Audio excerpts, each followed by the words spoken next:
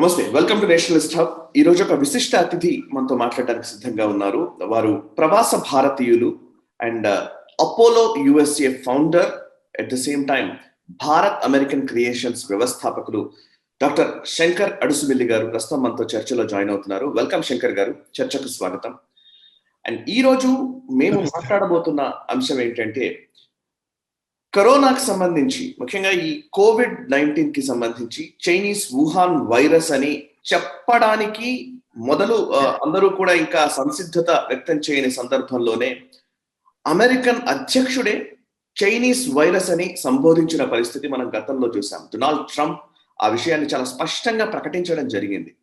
కానీ ఆ తర్వాత కాలంలో చైనీస్ వుహాన్ వైరాలజీ ల్యాబ్ లోనే ఈ చైనా వైరస్ కృత్రిమంగా దాన్ని రూపొందించారు అనేది చాలా ఆధారాలు దానికి సంబంధించి బయటపడుతున్నప్పటికీ కూడా అమెరికన్ ఇంటర్వెన్షన్ కి సంబంధించి లేదా ఆంటోనియా ఫౌసీ లాంటి డాక్టర్ ఆయన వైరాలజీకి సంబంధించి, ముఖ్యంగా ఈ వైరల్ రీసెర్చ్ కి సంబంధించి అమెరికన్ గవర్నమెంట్ కి సంబంధించిన బాడీ అయినటువంటి NIH నుంచి కూడా నిధులు వెళ్ళాయన్న ఆరోపణలు ఒకవైపు వచ్చాయి.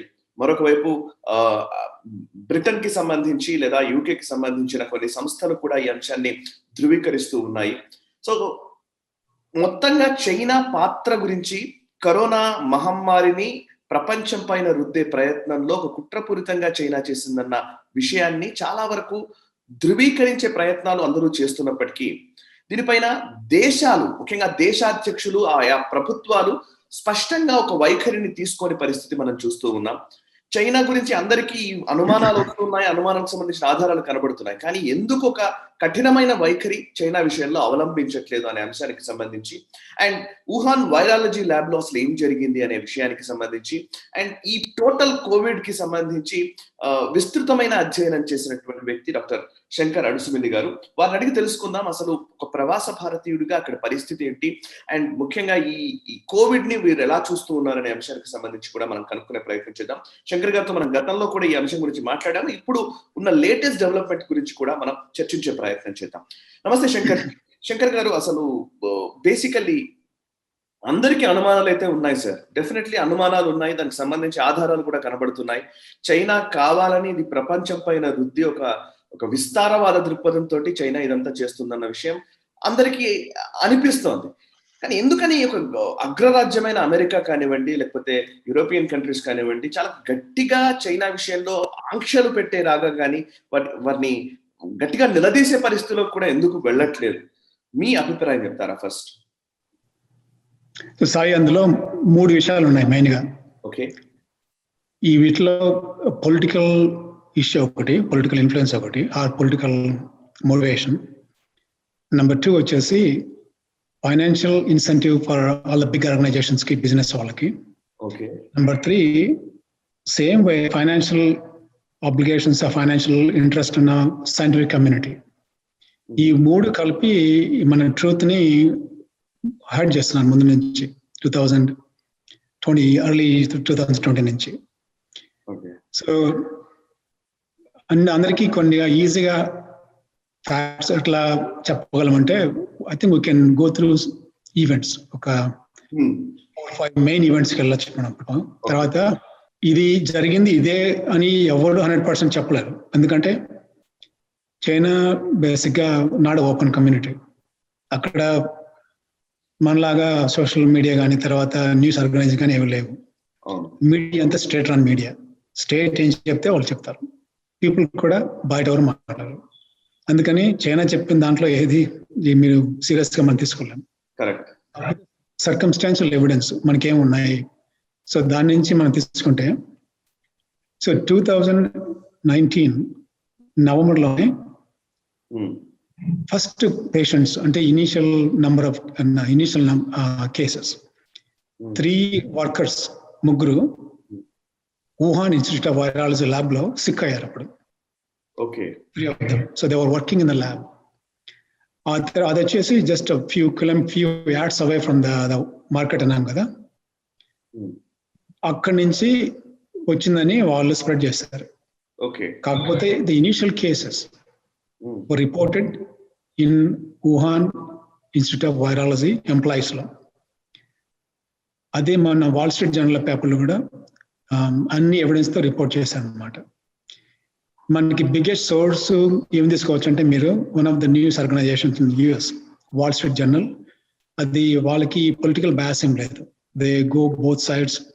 I mean they equally trade both side, Republican కానీ డెమోక్రాట్ పార్టీ కానీ. So pretty much very authentic organisation అది. సో వాళ్ళు రిపోర్ట్ చేసింది అదనమాట. అప్పుడు ఆ 3 members వాళ్ళు సిక్ అయినప్పుడు ఆ శాంపుల్స్ కానీ బ్లడ్ శాంపుల్స్ కానీ ఉంటాయి కదా, వాటిని ట్రై చేయడానికి వరల్డ్ హెల్త్ ఆర్గనైజేషన్ కానీ, తర్వాత మిగతా ల్యాన్సెట్ నుంచి ఇంకొకరు వెళ్ళారు, తర్వాత బ్రిటిష్ BBC నుంచి వెళ్ళారు. ఎవరికి దొరకలేదు, ఎవరికి ఇవ్వలేదు. అంటే ఇనిషియల్ పేషెంట్స్ సిక్ అయిన బ్లడ్ శాంపుల్స్ కానీ వైరల్ పార్టికల్స్ ఉంటాయి కదా, అవి డిసప్పేర్ అయిపోయాయి. మొత్తం చైనా గవర్నమెంట్ మొత్తం కవరప్ చేసిందని. ఆ తర్వాత డిసెంబర్ జనవరి లోపల whole world came to know about this number of cases infections వస్తున్నాయని. తర్వాత conveniently China started propaganda that అది స్టార్ట్ అయింది ఈ మార్కెట్లో, బెట్ మార్కెట్లో.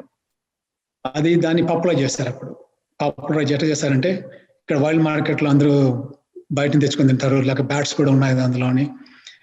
Corona virus happen to be it inhabits with in the bats లో ఎక్కువ ఉంటాయి ఇవి.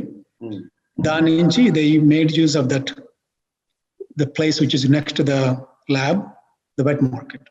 దాన్ని సేల్ చేశారు ముందు నుంచి 2020 నుంచి.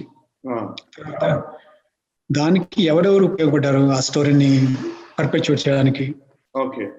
Main scientific figures. His name is doctor Peter Daszak, DASZAK, Peter డాజాక్.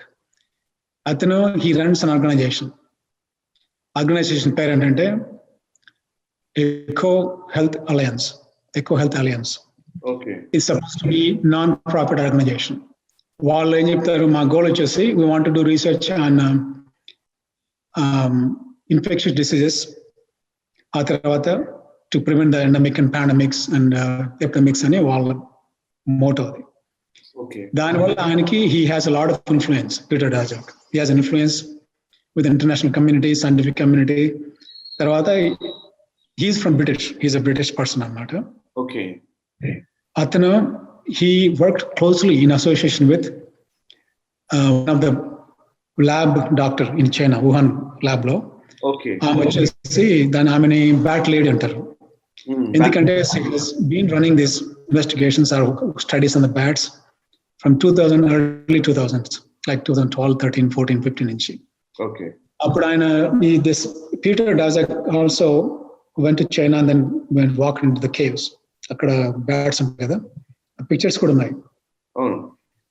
So this Peter Daszak also has a lot of influence on the American scientific community. That's just zoologist, Peter Daszak. That's what he does. The Eco Health System together, a global alliance. He siphoned money from National Institute of Health from America. He has a good association with Anthony Fauci. Anthony Fauci is the director of NIH, National Institute of Health, America. So he signs all the grants. Grant ఇవ్వాలంటే ఆయన sign చేయాలి first. So 2013 నుంచి యాక్చువల్గా US was giving grants to this Eco Health Alliance, probably 600 to 700,000 million. So my reports వరకు వచ్చేసి so far they had about 3.5 million. దాన్ని వాడు ఎట్లా చేశారు, ద ప్రూవెన్ ఫ్యాక్ట్స్ ఇప్పుడు మన ఈమెయిల్స్ అన్ని రివీల్ అయ్యాయి కదా, at least 10% of that money was given to Wuhan lab for gain of function. Gain of function అనేది పెద్ద ఇష్యూ కదా ఇప్పుడు. So that's where the story starts. ఈ బ్యాట్ లేడీ ఆమె ఏం చేస్తుంది, అలాంగ్ విత్ దిస్ ఫండ్స్ వాళ్ళ కేవ్స్ లోకి వెళ్ళేసి ఆ బ్యాట్స్ ని కలెక్ట్ చేసుకుని then they will identify these viruses. ఈ సార్స్ కోవిడ్ ఉంటాం కదా, సార్స్ అంటే నిమోనియా వచ్చేది, వైరల్ నిమోనియాతో. వాళ్ళు they extracted virus from those bats in the lab. The goal was to enhance the virulence, అంటే పథోజెనిసిటీ ఆఫ్ ద వైరస్ ని మల్టిప్లై చేయడానికి they made a lot of changes in the genetic codes. Slicing అంటారు దాన్ని.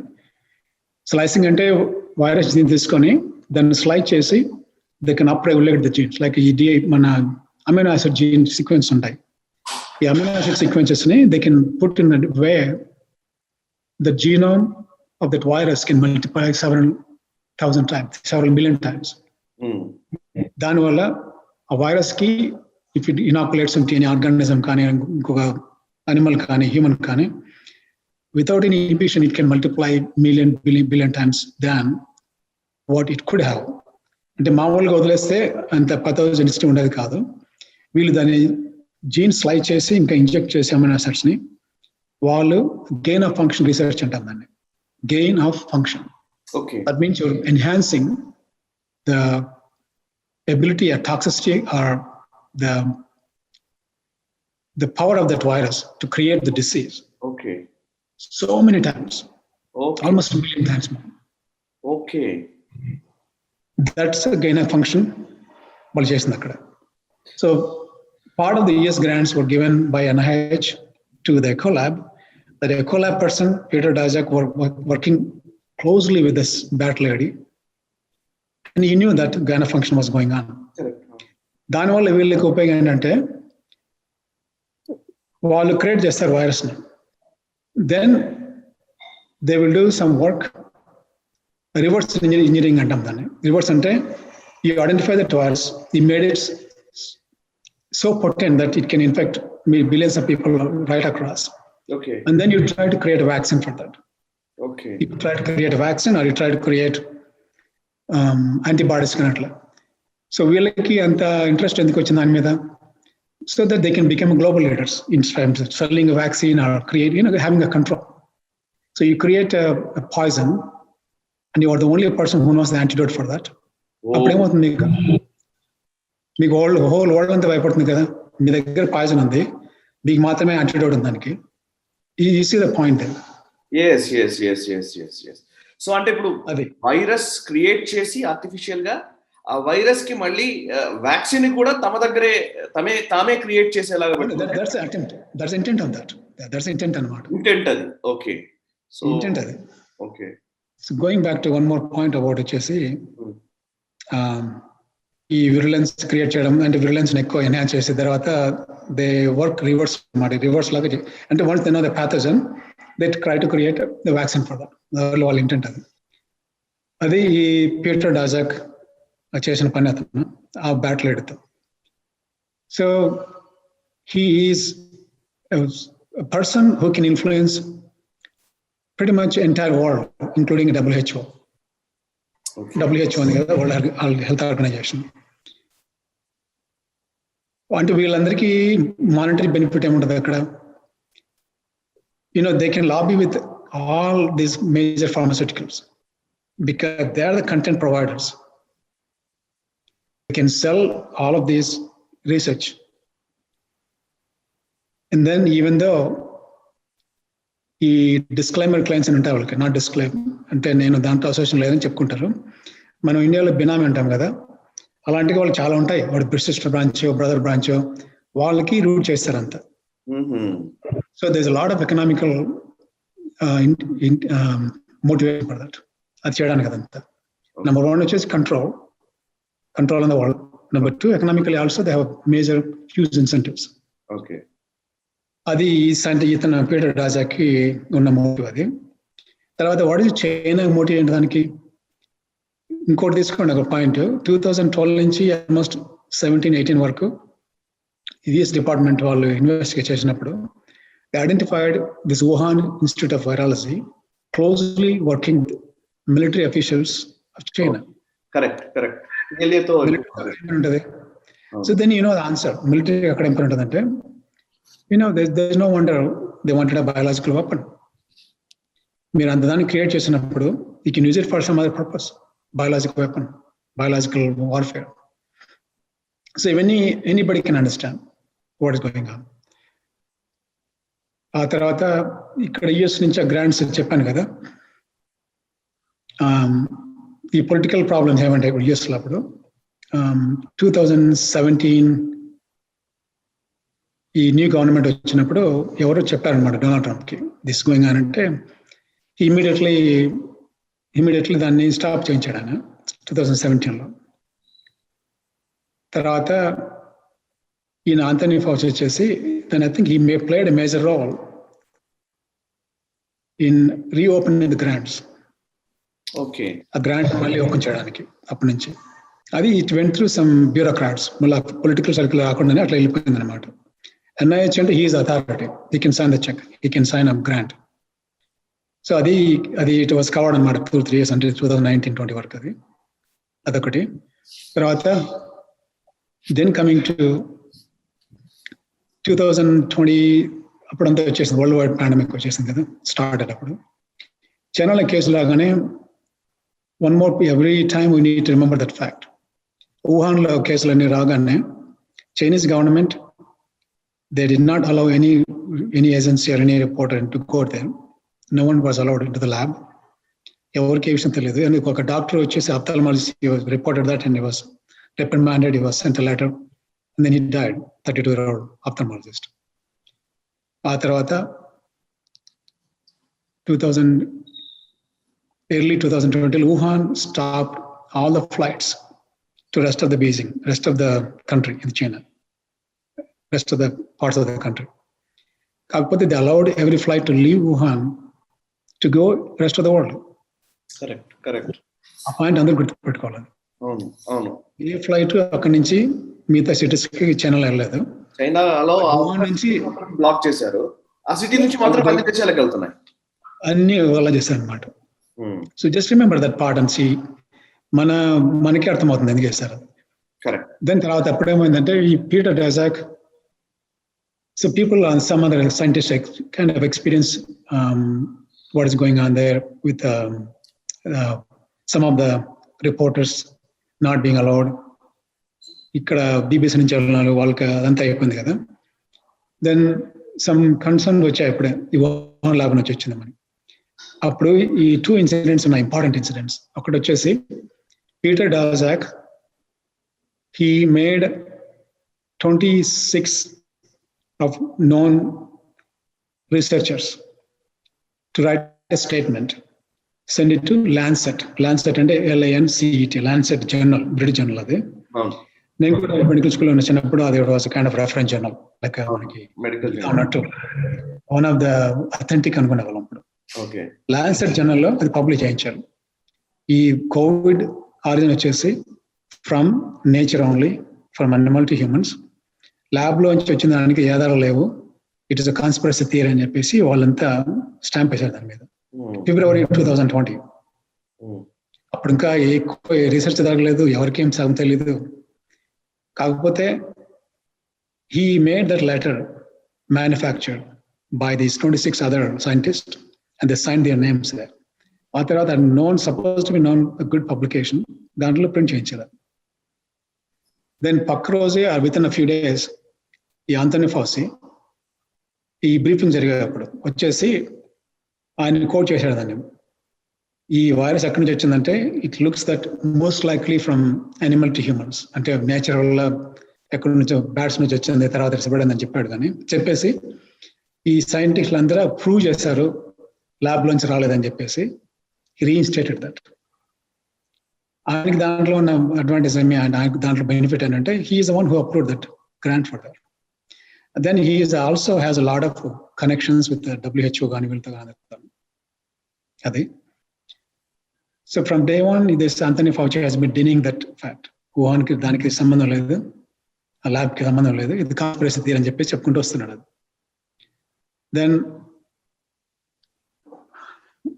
Later on ఈ Mike Pompeo ఉన్నాడు కదా, ఆయన state department investigation. He continued that investigation even though some of the bureaucrats wanted to stop it. అది political angle. Political angle అంటే ముందు నుంచి ట్రంప్ చెప్పుకుంటూ వచ్చాడు కదా, ఇది వుహాన్ వైరస్ అని చైనా చేసిందని చెప్పేసి. తర్వాత ఆయన Trump's administration is what started the investigation of Wuhan origin. వాళ్ళకి ఇనీషియల్ గా కొన్ని లాట్ ఆఫ్ ఎవిడెన్స్ వచ్చేసింది, ఈ 3 సైంటిస్టులు అక్కడ సిక్ అయ్యి వచ్చినట్టు. So they had all the data. Then ఇక్కడ మీడియాకి ట్రంప్ ఏం చెప్తే దానికి అపోజిట్ చెప్పడం వాళ్ళకి. They don't want anything which can be proved as a fact. And credit the Trump. అది పొలిటికల్ పార్ట్. అన్నిటికీ Trump whatever does, even it is correct కాకపోయినా లేకపోతే ఇల్లీగల్ అయినా కూడా, ఏ దాంట్లో ధర్మం లేకపోయినా కూడా అపోజ్ చేయడమే అందరికి, మీడియా కానీ వాళ్ళందరికీ. So there was lot of political interest. So ఈ ఎలక్షన్స్ ఇన్ఫ్లుయెన్స్ చేయడానికి ఎవ్రీబడి ట్రైడ్ జస్ట్ ఇప్పుడు Trump in frame, Trump fault అని చెప్పడానికి అంతా. ఆ తర్వాత ఏ స్టోరీ దానికి అసోసియేషన్ కూడా అంతా సపరేట్ చేసుకుని వచ్చారు. అది జరిగింది. అది ఇంతకుముందు స్టార్ట్ చేసిన ఇన్వెస్టిగేషన్ ని బైడెన్ అడ్మినిస్ట్రేషన్ రాగానే స్టాప్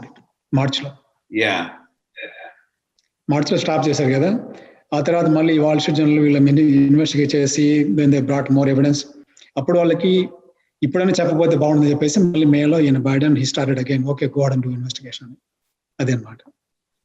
సో ఇక్కడ ఫ్యాక్ట్స్ ఏంటంటే scientific community knowingly they know the facts, separate చేసుకుని వచ్చారు. ఎందుకంటే వాళ్ళకి మానిటరీ బెనిఫిట్, తర్వాత లైబిలిటీ ఒకటి, తర్వాత పొలిటికల్ ఇంట్రెస్ట్ ఒకటి. తర్వాత పొలిటికల్ ప్రాబ్లమ్స్ ఏంటంటే Democrats they went to any extent just defeat the Trump. So they lied with Facebook వీళ్ళందరితోనూ. ఈ మేజర్ మీడియా వాళ్ళు కూడా దే టుక్ దట్ పాత్ అనమాట. ఏ యూట్యూబ్ కానీ, ట్విట్టర్ కానీ, ఫేస్బుక్ కానీ anything in favour of lab origin వచ్చినప్పుడు దాన్ని సపరేట్ చేశారు. It was never allowed to come in the media. అంత చేశారు అనమాట. So media, the democratic party plus in the politicians around that, and then scientific community all stopped that. All intents and even different motives alaki. So the going forward ante ippudu total death toll vachesi 4 million plus kada worldwide. 4 million plus ante 40 lakhs anattu. Manaki India lo 4 lakhs plus kada. Ippudu Indian ante inka 4 lakhs plus inka ekku undochu. So when it all comes down to boil down to who is responsible for that? China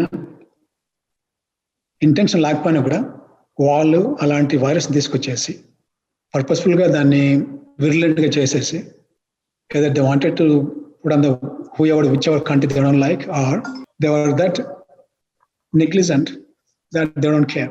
ఏది reason అయినా కూడా దానివల్లే ఇప్పుడు 4+ million people చనిపోయారు. Economical గా lot of countries went into almost bankruptcy. Correct. A number of crores of families and millions of families were devastated economically. ఒక ఏదైనా ఒక మర్డర్ జరిగితే ఎంత చేస్తారో ఒక మనిషిని పట్టుకోవడానికి, తర్వాత అన్ని ప్రూఫ్ లేకపోయినా కూడా ఒకవేళ దాన్ని ప్రూవ్ చేయగలిగితే ఆ ప్రూఫ్ ఏముంటుంది, సర్కమ్స్టాన్షియల్ ఎవిడెన్స్ అంటాం కదా, దాన్ని తీసుకొని they can go with punishment judgement. అది ఇక్కడ చైనా విషయంలో ఇన్ని ఎవిడెన్స్ ఉన్నా కూడా వై దే స్టిల్ బ్యాకింగ్? ఏం లేదు, మెయిన్ గా వచ్చేసి still political problem, political influence, political interest. Number 2, media still want to have business with China. They don't want to say anything against China. Number 3, Europe అంటే వాళ్ళు just చావగానే వదలాలి, వాళ్ళ వల్ల ఏం కాదు. ఎందుకంటే వాళ్ళు సగం బిజినెస్ అక్కడ ఉంటాయి, ఆ కమ్యూనికేషన్స్ వాళ్ళతో ఉన్నాయి, ఇంపోర్ట్ అక్కడ ఉన్నాయి. ఆస్ట్రేలియా ఒకటే కొద్దిగా స్ట్రాంగ్ స్టాండ్ తీసుకుంది. దానివల్ల వాళ్ళకు కూడా అంత ఈ ఎక్స్పోర్ట్ ఇంపోర్ట్లో వాళ్ళని డినై చేసేసి వాళ్ళకి ఎకనామికల్ దెబ్బవడం చేస్తున్నారు అంతే. అమెరికా అంటే ఈ Biden administration has no intent to punish China. ఎందుకంటే Biden itself his family is involved with China deals. కొద్ది బ్యాంక్ లో వాళ్ళ సన్ కొన్ని డీల్స్ పెట్టుకొని అవి అనమాట. అది ఏమైంది అసలు? ఎందుకు బైడెన్ అడ్మినిస్ట్రేషన్ అంటే బేసికల్లీ బైడెన్ రావడానికి, ట్రంప్ దిగిపోవడానికి ఎలక్షన్స్ లో ఎక్కువగా చైనీస్ ఇంటర్వెన్షన్ ఎక్కువగా ఉంది. ముఖ్యంగా చైనా ఫండ్ చేసింది అని కూడా అంటూ ఉంటారు బైడెన్ ని అధికారంలోకి తీసుకురావడం కోసం. I won't be surprised. మీరు చూస్తున్నారు కదా, మోటివ్ చూస్తున్నారు కదా, తప్పకుండా చేసి ఉండొచ్చు. ఓకే, సో ఈవెన్ బట్ ఇప్పుడు ఇక్కడ సార్ శేఖర్ గారు మీరు చెప్పిన ప్రకారంగా మీరు ఒక doctor and at same time ఈ విషయానికి సంబంధించి అంటే వైరాలజీ అంటే ఈ ఆర్టిఫిషియల్ గా ఎలా వైరస్ ని సృష్టించారనే దానికి సంబంధించి మీరు క్రానాలజీ అంతా చెప్పుకుంటూ వచ్చారు. ఇన్ని విషయాలు పబ్లిక్ డొమైన్ లో ఉన్నాయి. ఇవన్నీ కూడా బేసికల్లీ వాటికి సంబంధించి ఉట్టిగానే మనం డౌట్స్ అని కూడా చెప్పడానికి వీల్లేదు. వీటన్నిటికీ ఆధారాలు కూడా కనబడుతున్నాయి. బట్ వై అంటే ఇట్లాంటి టైంలో కేవలం పొలిటికల్ మోటివ్స్ వల్లనో లేకపోతే సైంటిఫిక్ గా లేదా ఎకనామికల్ గా బెనిఫిట్ అవ్వాలనే ఉద్దేశంతో మాత్రమే చైనా ఈ రోజు సస్టైన్ అవుతోందా? అంతేనండి, ఎవరికి చైనాని అపోజ్ చేసే ధైర్యం లేదు.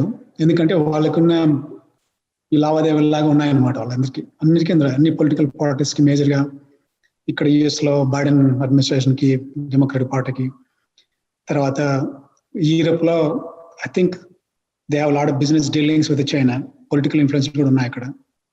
ఇంకా రెస్ట్ ఆఫ్ ద వరల్డ్ వచ్చేసి మనం ఇండియానే మిగిలిపోయింది. India and Australia are the only 2 countries who wants to fight against it.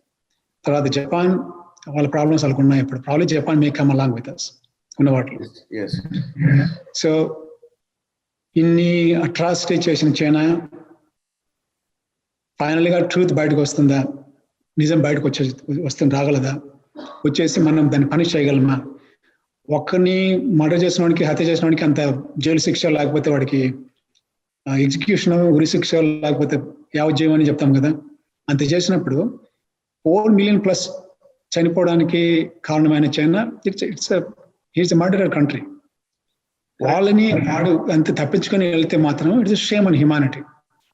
That means నిజాన్ని బాడి తెలియలేకుండా, బాడీకి మాటలు లేకుండా, తప్పుని చెప్పలేకుండా, తప్పు చేసిన వాడిని పట్టుకొని వాడికి కంట్రోల్ లేకుండా, పనిష్మెంట్ లేకుండా పోతే మాత్రం ఈ మన భూమి మీద అసలు ఏది నిలబడి, ఇప్పుడు లాన్సెట్ అనే మ్యాగజైన్ అంత ఓపెన్ గా అబద్ధం చెప్పేసి చేసినప్పుడు పీపుల్ ట్రస్ట్ కూడా పోతుంది. ఇంకా I mean what is the truth?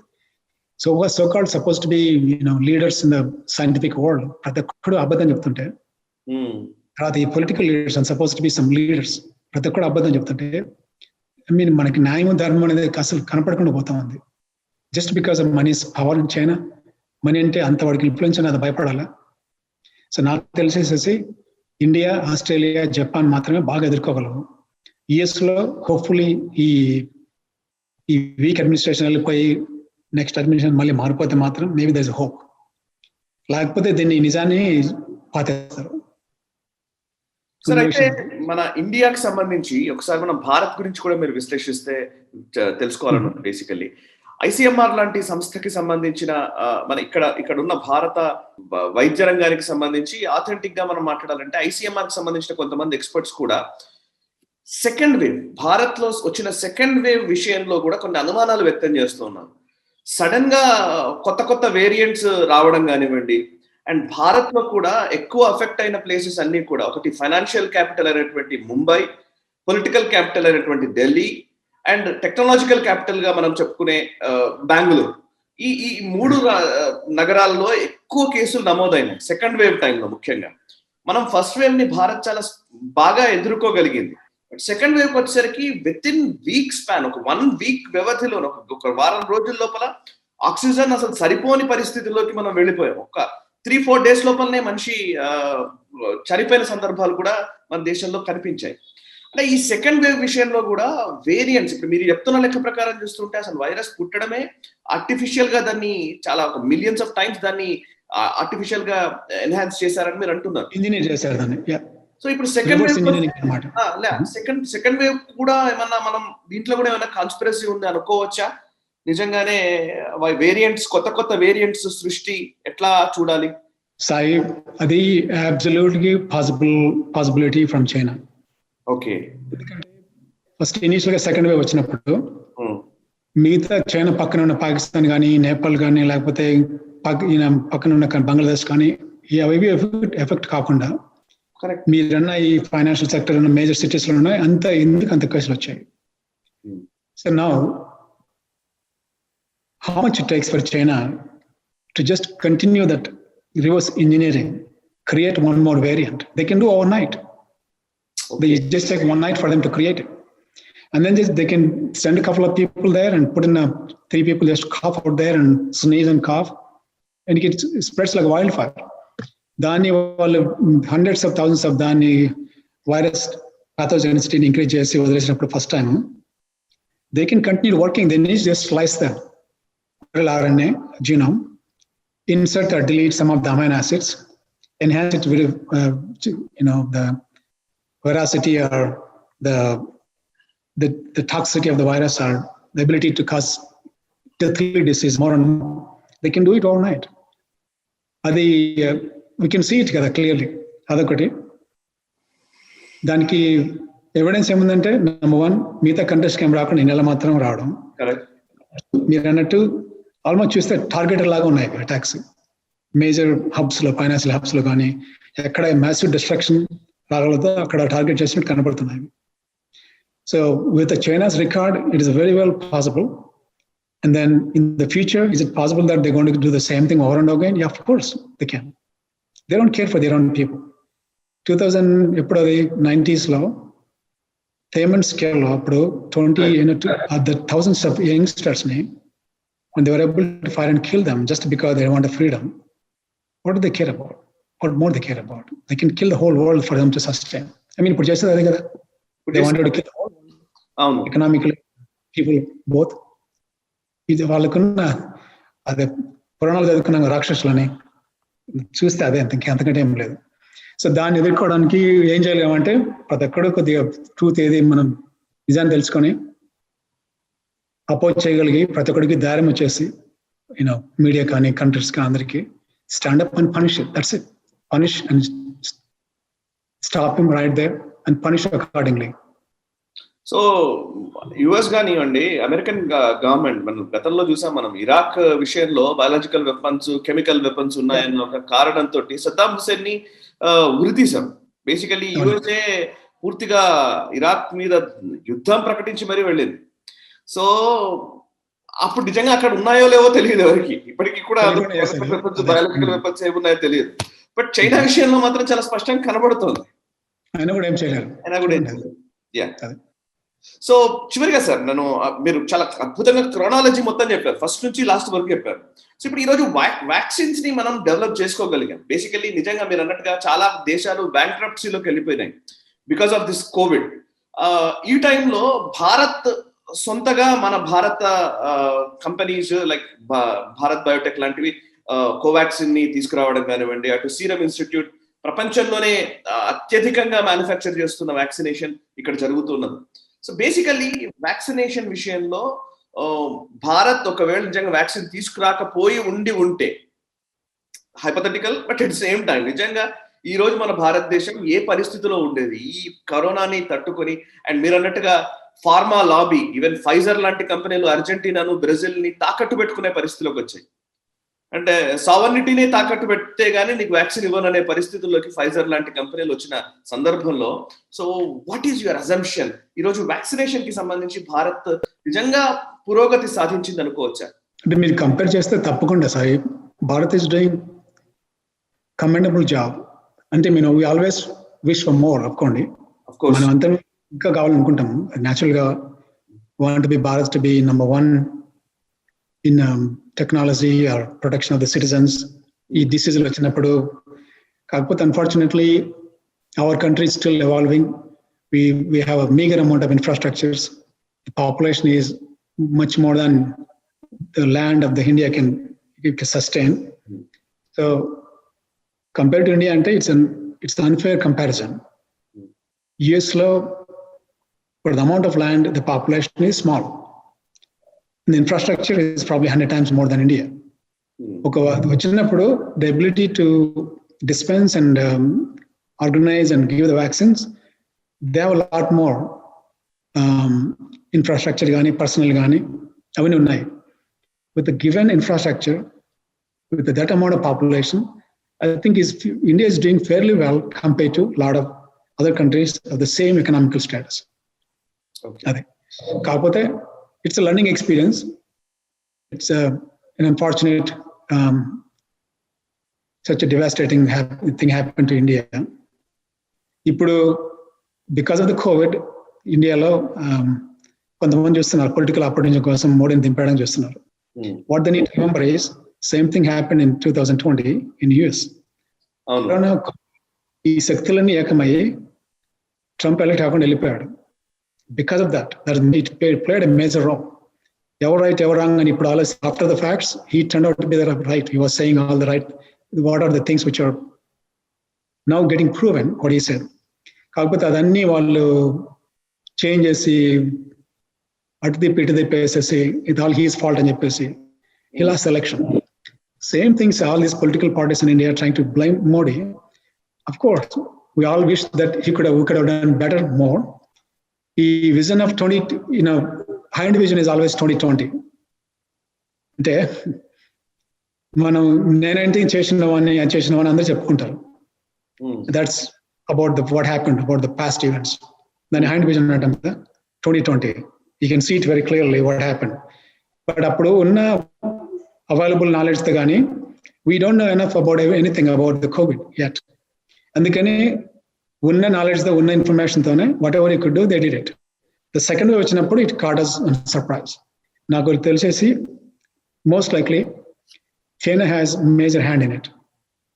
And that మనం నిద్ర వచ్చినప్పుడు అటాక్ చేసినట్లు అది జరిగిపోయింది అది. So overall, I think for given amount of population, for infrastructure, I think Indian government, Modi government, and the people as a whole dealing with this as much as they can. I think every citizen in India, I think, able to sustain the losses and still continue to live and continue. I think it's a commendable job. There's no question about it. For sure, of course, we'll get stronger, we'll get better in the future. Okay. And but all these political parties, citizens, I request them, don't fall prey into these stories, the narratives by Congress కానీ వీళ్ళంతా ఈ చెత్త పాటలని వాడికి అన్ని తెలిసినట్టు మాట్లాడతారు కానీ బట్ ఉన్న ఫ్యాక్ట్ వచ్చేసి it's always easy to blame about things which are not known clearly at the time. Sir అయితే వ్యాక్సిన్ విషయంలోనే ఒకసారి మీరు బేసికలీ మీరు ఒక డాక్టర్ అండ్ ఈ రోజున్న పరిస్థితుల్లో వ్యాక్సిన్ ఎంత అవసరమో మనకు అందరికీ తెలుసు. ఇట్లాంటి టైంలో ఫస్ట్ ఏం చేశారంటే భారత్ లో కూడా వ్యాక్సినేషన్ స్టార్ట్ అయిన టైంలో అంటే January 16th నుంచి మన దగ్గర వ్యాక్సినేషన్ మొదలైంది. 16th or 17th subjective correction. So December లో యుఎస్ లో వ్యాక్సినేషన్ ప్రక్రియ స్టార్ట్ అయింది. So almost on par with USA మనం కూడా స్టార్ట్ చేసినట్టు నిజం మాట్లాడితే. సో ఇక్కడ జనవరి నుంచి స్టార్ట్ అయిన టైంలో మొదట్లో అయితే వ్యాక్సిన్ విషయంలో అపోహలు, లేనిపోని భయాలు, లేనిపోని ఆందోళనలు, అనుమానాలు సృష్టించే ప్రయత్నం చేశారు. ఆ తర్వాత కాలంలోకి వస్తే సెకండ్ వేవ్ టైంలోకి రాగానే మళ్ళీ ఒక్కసారిగా అసలు వ్యాక్సిన్ కొరత గురించి మాట్లాడుతున్నారు. స్కేర్సిటీ ఆఫ్ వ్యాక్సిన్ అంటున్నారు. సో వ్యాక్సిన్ దొరకట్లేదని. ఈ రోజు వ్యాక్సినేషన్ మనం ఎవ్రీ డే 40 lakhs వరకు, ఆల్మోస్ట్ 20 to 40 lakhs మధ్యలో మనం ప్రతిరోజు వ్యాక్సినేషన్ భారతదేశంలో జరుగుతోంది. ఇప్పుడేమో థర్డ్ వేవ్ ని ఎదుర్కోవాలంటే ఇంత పర్సెంటేజ్ ఉండాలి, అంత పర్సెంటేజ్ మన దగ్గర అవ్వట్లేదు అంటున్నాం. బేసికల్లీ కన్విన్సింగ్ గా వాళ్ళ ప్రయోజనాలను దృష్టిలో ఉంచుకొని, లేకపోతే what ever it may be, ఒక భారత ప్రభుత్వాన్ని, ఎస్టాబ్లిష్మెంట్ ని బ్లేమ్ చేసే ఒక ప్రయత్నం, ప్రక్రియ సీరియస్ గా జరుగుతోంది. మీరు ఇందాక అన్నట్టుగా యుఎస్ లో కూడా ఇదే జరిగింది గతంలో, హ్యాండిల్ చేసే విషయంలో కోవిడ్ ని, ట్రంప్ విషయంలో. బట్ ఇక్కడ కూడా అదే జరుగుతోందని అంటున్నారు. వ్యాక్సిన్స్ గురించి ఈరోజు ప్రతిపక్షాలు చెప్తున్న ఆరోపణలు, అనుమానాల గురించి ఒక డాక్టర్ గా, ఒక ఎక్స్పర్ట్ గా మీరు ఏం చెప్తారు? ఇప్పుడు కామన్ సెన్స్ అంటే కొద్దిగా తెలిసిన వాళ్ళందరికీ, సిటిజన్ కి అర్థమవుతుంది. ఈ ప్రతిపక్షాలు చేసే పని బ్లేమ్స్ చేసి they want to take down the Modi అంతే. వాళ్ళకి they don't know more than existing government about how to do things. తర్వాత ఈ కామన్ అంటే అందరు సిటిజన్స్ చేయాల్సిన పని, just don't look at the blogs and somebody opinion and then go with that. భయపడకుండా vaccine ముందు నుంచి చేస్తుంటే మాత్రం ఇది కొద్దిగా బాగుండేది. ఇప్పటికి ఫస్ట్ సెకండ్ వేవ్ రాకముందే day 1 నుంచి. తర్వాత రిస్క్, దానివల్ల భయపడి చేయని వాళ్ళు దానివల్ల బాగా నష్టం అయింది మనకి. The most important thing is risk అనేది అన్నిటికీ ఉంటుంది. But the risk of dying or having some major disability because of virus is extremely low, like maybe 1 in thousands of people. మీరు ఒక ఎగ్జాంపుల్ తీసుకోండి. రోజు ఇన్ని యాక్సిడెంట్లు జరుగుతున్నాయి కదా రోడ్డు మీద, ఇంతమంది కార్లు తిరుగుతున్నారు కదా. If you compare the number of accidents, people dying from road accidents, more than people getting sick or dying from vaccines.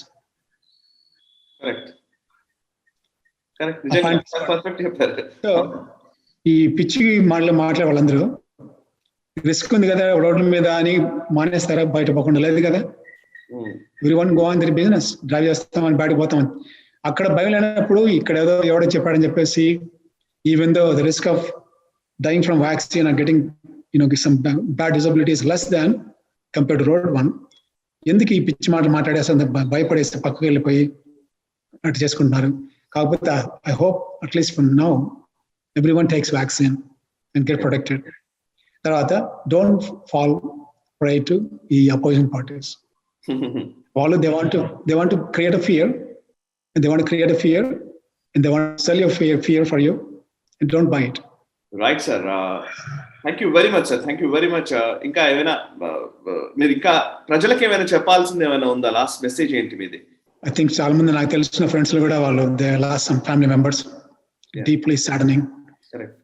కొంతమంది నా క్లాస్మేట్స్ వాళ్ళ పేరెంట్స్, కొంతమంది తర్వాత నా క్లాస్మేట్స్ కూడా we lost about 2 of them minimum. They died because of COVID. But stay strong. Just look around for the facts. The truth is more than what is the media is creating. That's not the truth. So what the truth is, at the same time, look beyond the face, who is talking truth in the political circles. Very, very important. And stay strong. Okay. And keep going. Okay. Telugu రాష్ట్రాల్లో నీ పరిస్థితి గురించి మీరు ఏమైనా చెప్తారా? ఈ 2 రాష్ట్రాల్లోనూ ఇప్పుడు పరిస్థితి ఎలా ఉందంటే ఎవరికి ఏం చెప్పుకోవాలో అర్థం కాని పరిస్థితి. సెంట్రల్ గవర్నమెంట్ మీద స్టేట్ గవర్నమెంట్స్ నెట్టేస్తున్నాయి. స్టేట్ గవర్నమెంట్స్ వీళ్ళు చేస్తున్న తప్పుల్ని వాళ్ళు కప్పిపుచ్చుకునే ప్రయత్నం ఒకవైపు చేస్తున్నారు. సెంట్రల్ గవర్నమెంట్ ఏమో స్టేట్ గవర్నమెంట్స్ ని బ్లేమ్ చేసే ఒక పరిస్థితిలో కూడా ఉంది కొన్ని సందర్భాల్లో. అంటే బేసిక్ గా వచ్చేసాయి ఇప్పుడు central government can give resources and guidance.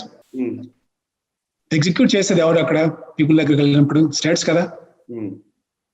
వీళ్ళు ఎగ్జిక్యూట్ చేయకుండా వాళ్ళ చేతికందనానికి ఈజీగా ఫింగర్ పాయింట్ చేయడానికి స్టేట్ దొరికింది. ఎప్పుడు ఉన్న పని. బట్ ఎగ్జిక్యూట్ చేయాల్సింది వ్యాక్సినేషన్ డిస్ట్రిబ్యూషన్ కానీ, తర్వాత ఈ లాక్డౌన్స్ కానీ, తర్వాత మానిటరింగ్ కానీ. అక్కడ క్యాపిటల్ హిల్ అక్కడికి వచ్చి మన దీంట్లో నుంచి వాళ్ళు చేయలేరు కదా మన ఊరికి వచ్చి. This government responsibility. So basic గా మన పిల్లలు ఏదైనా బాగా చేయకుండా చెడిపోతే ఇంట్లో తండ్రి కదా రెస్పాన్సిబుల్. ఆ తాతని నిందించలేం కదా. మీరు స్టేట్ గవర్నమెంట్ ని తండ్రిలాగా చూసుకోండి. తర్వాత బిగ్ ఫాదర్ లాగా గ్రాండ్ ఫాదర్ వచ్చేసి సెంట్రల్ గవర్నమెంట్ లాగా అనుకోవాలి మనం. అక్కడ నుంచి రూట్స్ అవి branches. The branches are state government. Who is immediate responsible person the state. వాళ్ళు లేదు నాకు అన్ని కావాలనుకుంటే అడగండి. ఎప్పుడు just document that we need resources చేయొచ్చు కానీ. But as come to the failure of executing certain things, it always come down to state government. Okay. Right, sir. Thank you very much, Shankar garu. Thanks a lot. మీరు చాలా విషయాలు మాట్లాడారు. And basically ఈ chronology గురించి చాలా అద్భుతంగా వివరించారు. అంటే ఎక్కడి నుంచి స్టార్ట్ అయింది, ఆరిజిన్ ఏంటి, ఇక్కడ వరకు ఎలా వచ్చింది, అండ్ దీన్ని ఎందుకు కప్పిపుచ్చే ప్రయత్నం చేస్తున్నారు. అఫ్ కోర్స్ మీరు చెప్పినట్టుగా చైనా విషయంలో చాలా గట్టిగా స్పందించాల్సిన టైం అయితే వచ్చింది. కానీ స్పందించే విధంగా ఆ ప్రభుత్వాలు, ముఖ్యంగా ఆ దేశాలన్నీ కూడా చైనాని దోషిగా నిలబట్టే రోజు రావాలని మనం కోరుకుందాం. చైనా చేస్తున్న ఈ తప్పిదాలన్నింటినీ కూడా ప్రజల్లోకి తీసుకెళ్లి చైనాని ఒక రకంగా చెప్పాలంటే చైనాని పనిష్ చేయాలని కూడా మనం కోరుకుందాం. డెఫినెట్లీ అది జరిగే రోజు వస్తుంది, ఎప్పుడో ఒక రోజు. నాట్ ఈ రోజు కాకపోతే ఇంకొక రోజు. బట్ వెరాజ్ మనం చేయాల్సిన ప్రయత్నం మీరు అందుకే అన్నట్టుగా సత్యమేవ జయతే. డెఫినెట్లీ సత్యాన్ని ప్రజలకు తెలియజేసే ఒక ప్రయత్నం చేద్దాం. Thank you very much sir. So రావాలి కదా చాయ్, ధర్మం జయించి తీరాలి కదా. జయించకపోతే మొత్తం హోల్ యూనివర్స్ కి న్యాయం జరిగిపోతుంది. Very important. Correct. Thank you Sai, all the best. Thank you very much sir. చూసారు కదా, అది డాక్టర్ శంకర్ అడుసుమిల్లి గారి విశ్లేషణ. బేసికల్లీ వారు ఈ అంశానికి సంబంధించి ముఖ్యంగా లాస్ట్ టైం మనం శంకర్ గారితో మాట్లాడినప్పుడు కూడా వారు చాలా క్లియర్ గా ఈ విషయాలను చెప్పారు. అండ్ ఈ రోజు క్రానాలజీ అర్థమవుతోంది. అంటే భారత దేశంలోని సెకండ్ వేవ్ కి, అదేవిధంగా మొదటి కోవిడ్ ఆరిజిన్ కి సంబంధించి, దాని మూలాలకు సంబంధించి ఆలోచిస్తే చైనా దీన్ని కృత్రిమంగా తయారు చేసిందనడంలో ఎటువంటి సందేహం అక్కర్లేదు. అయితే దీన్ని అధికారికంగా, ముఖ్యంగా ప్రజలు ఎన్నుకున్న ప్రభుత్వాలు కావచ్చు, ఆయా అగ్రరాజ్యాలుగా చెప్పబడుతున్న ప్రభుత్వాలు కూడా దీన్ని ఎందుకు ప్రకటించట్లేదు, అండ్ అట్ సేమ్ టైం ఆ దిశగా ఎందుకు చర్యలు తీసుకోవట్లేదు అనేది ఒక డాక్టర్ గా అండ్ ఈ దేశానికి సంబంధించిన ప్రతినిధిగా, ఒక ప్రవాస భారతీయుడిగా, అండ్ అన్నిటికంటే ముఖ్యంగా ఒక మానవతావాదిగా ఆయన అడుగుతున్న ప్రశ్న. ఈ ప్రశ్నకు సమాధానం నిజంగా వస్తుందా? Let's wait and see. చూస్తూనే ఉండండి నేషనలిస్ట్. మనసా వాచా కర్మణ, దేశ హితం కోసం.